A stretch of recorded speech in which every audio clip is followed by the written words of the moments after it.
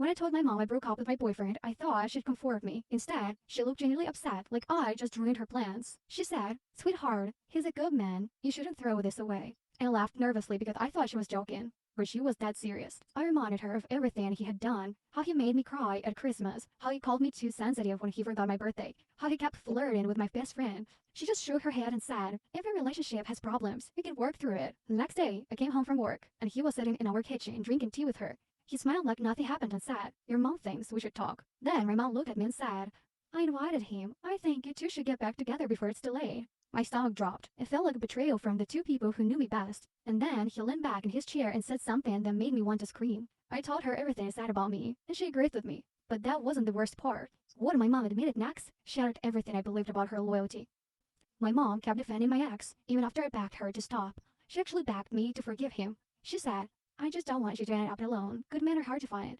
I couldn't believe she was saying this about the guy who screamed at me in public last month. Our argument turned into a shouting match. She accused me of being dramatic and ungrateful. The next morning, I found out she texted him again. I saw the notification light up on her phone. "Don't give up on her. She still loves you." I confronted her, but she didn't even deny it. She said, "You will thank me one day."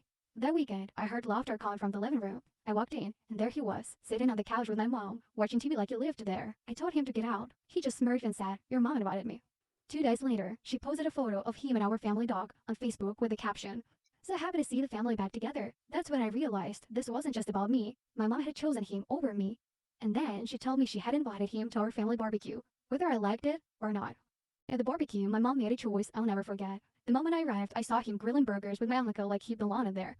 Everyone acted like nothing happened. He would hug my grandmother, my brother, my cousins, and no one seemed uncomfortable. I put my mom aside and said, "If you choose him, you'll lose me." For a moment, she just stared at me like she was deciding which side to take. Then she said, "I think he's the best thing that ever happened to you. You just can't see it yet." I grabbed my bag and left, right in the middle of the barbecue. That night, my mom sent me a text. "He misses you. Please come home and talk to him." I didn't reply. The next morning, I saw them together at the coffee shop near my work, laughing. She waved at me like nothing was wrong.